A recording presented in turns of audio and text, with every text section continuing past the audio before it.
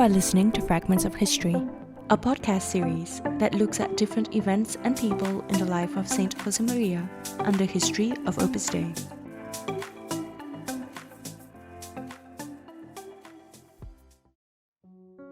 In March 1937, in the middle of the Civil War, Saint Josemaria spent 4.5 months locked up with some members of Opus Dei and a dozen families in the Legation of Honduras, a building located very close to the Plaza de Emilio Castelar in Madrid, as it had diplomatic immunity.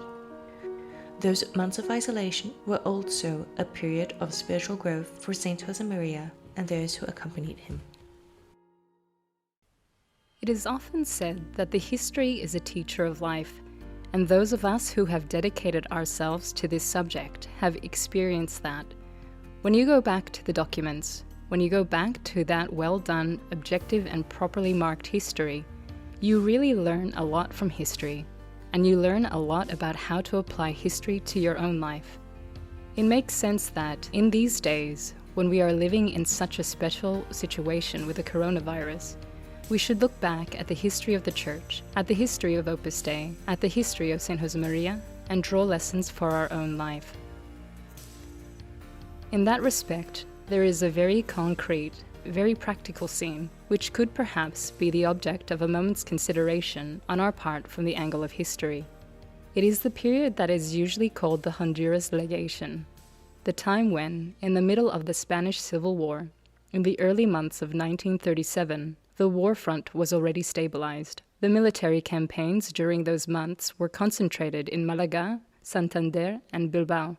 In other words, the south and north of the peninsula. But war had not yet been decided upon, either diplomatically or militarily. In Madrid itself, in those months from March to September, there was a situation of greater public order in the streets. The government of the Republic controlled the streets, and therefore there was more policing on the streets.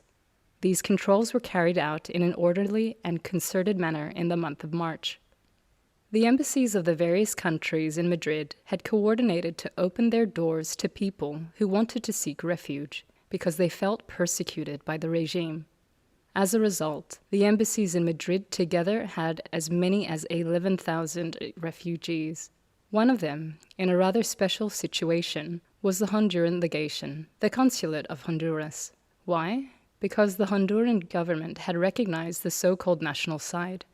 In other words, the government that was beginning to take command of the military operations against the Republic in Burgos. The Honduran Legation was therefore placed in a very difficult situation, and was placed under the control of the Chilean Consulate. The Honduran Legation could only guarantee the consul himself, his family, and those who decided to take refuge there with the authorization of the council. In March, St Josemaria and a group of up to 5 people, of whom we will now speak about each one of them, took refuge there. One of his siblings and other members of the work will join them, and they will have the good fortune to spend a few months as refugees there, in an environment of serenity and peace, but also in a climate of anxiety, as we will see, because it will be many months before they leave, and there was still a lot of uncertainty about the future and about the news that was arriving. The Honduran consulate was located on Paseo de la Castellana and number 51, in a building that is still preserved today, very close to the Plaza de Emilio Castelar. The Honduran consul lived in the left wing of the main building, and a relative of his lived in the right wing, but they were already under the American flag. Therefore, the left wing was where the Honduran legation was. It was a well-furnished, elegant house, with a large hall and 5 rooms, a large bathroom and a living room. In normal conditions, that could have housed a family or 2. However, in that time 5 families lived there. And at the back, in a small living room, with a bedroom and a window overlooking an inner courtyard, that's where St Josemaria and 5 people stayed. And that's also where, with mattresses, sometimes 2 more people had to fit in. Upstairs, in the annex that the consulate had rented, there were up to 30 people, sometimes even up to 60 at some point. All of this was under the Honduran flag, and in principle it was respected during the war. It is true that there were moments of alarm when one of the embassies, for example, the Mexican embassy was attacked. But in general, respect for these delegations or embassies was maintained.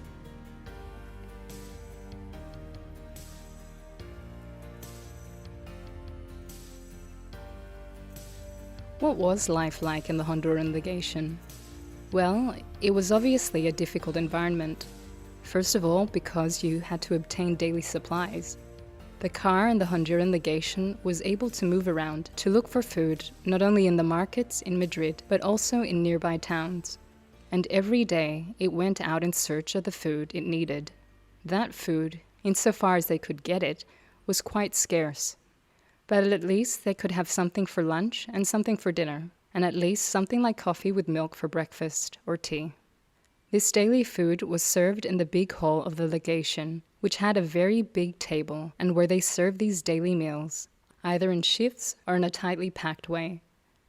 The first problem, therefore, is the obvious problem of supply, especially as time went on during the war, and therefore what was arriving in the Madrid markets became less and less and of poorer quality. Secondly, there was the problem of the enclosed environment of a legation where from 2 to 5 families to 30 or 60 people of all kinds and conditions lived together. It was an atmosphere that arose from people who are so different, living together in a situation of uncertainty. The embassy, or the legation in this case, could be attacked because of its diplomatic fragility, and also because there was uncertainty as to what the end of the conflict could be. The radio they listened to was the radio of the Republic, and naturally the messages transmitted were not entirely accurate, and rather biased towards the interests of the Republican side. Consequently, any news becomes a commentary, a hoax, that was sometimes created by the people's own nervousness. That enclosed atmosphere, the atmosphere of tension, of being on permanent alert, contrasted sharply with the atmosphere in that back room where every day St Josemaria and the group of young people around him established a timetable. They tried to dedicate time to prayer, to their studies, to languages too, and some of them even prepared a conference or a subject of their specialty and gave presentations on it. There were also moments for laughs, because of course in close quarters, situations arise that make the atmosphere in which one lives more friendly, more relaxed. For example, José María González Barredo, who was one of the people there, a professor at the Institute of Physics and Chemistry, who later went to the United States, was a very absent-minded man. His absent-mindedness manifested itself in the fact that everything he saw he kept in his pocket. So much so that St Josemaria, when someone asked if he had seen one object or another, would say, "Look in Josemaria's pockets," or in his suitcase, which was his wardrobe. And indeed, many times, anything from a shirt to an umbrella would come out.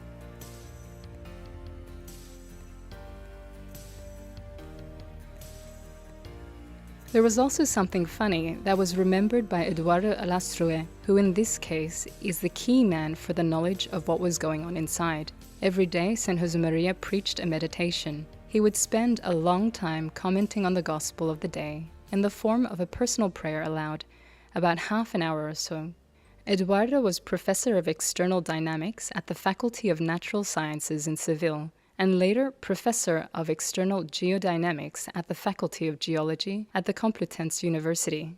He was a man with great memory and could practically write the meditation from memory with the help of Blessed Álvaro del Portillo, who would later become St Josemaria's successor, a civil engineer, doctor of history, and doctor of canon law.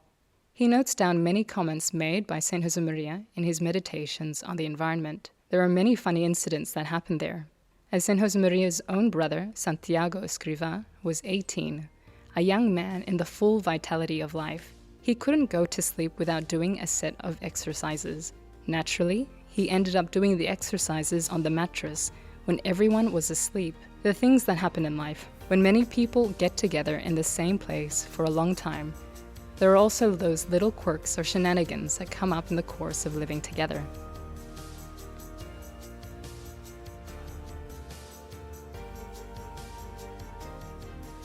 The testimony written by Consuelo Mathieu, the daughter of the Honduran consul, is a document that allows us to understand and get to know what was going on there.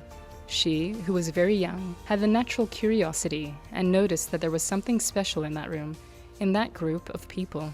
She knew that Don Josemaria was a priest because in the first period of his consular life, they had allowed him to celebrate Mass. Afterwards, out of fear of reprisals, because there were guards, the Republic placed guards at the doors of the consulates so that no one could denounce them. Saint Josemaria began to celebrate Mass indoors, that is, in the very room he was occupying. She, who knew that Saint Josemaria was a priest and saw that group of young people around him, always thought, there is something more here than a priest and a group of young people. There is something special here. That way of treating each other, of looking after each other, that elegance of manner, that inner peace, that togetherness, that fraternity. There is something else, she thought. And it is very interesting because in her memories she wrote down that when months later in 1939, at the end of the war, she got her hands on the first copy of The Way, which is the work that Saint Josemaria wrote, in which he wrote down points of meditation, some of them coming precisely from the Honduran Legation. When she read that book, it was then that she realized that what happened was that that group of young people and Saint Josemaria were living what was written in that book. Not only were they striving to be saints in the middle of the world, but they were actually, with God's grace, putting it into practice.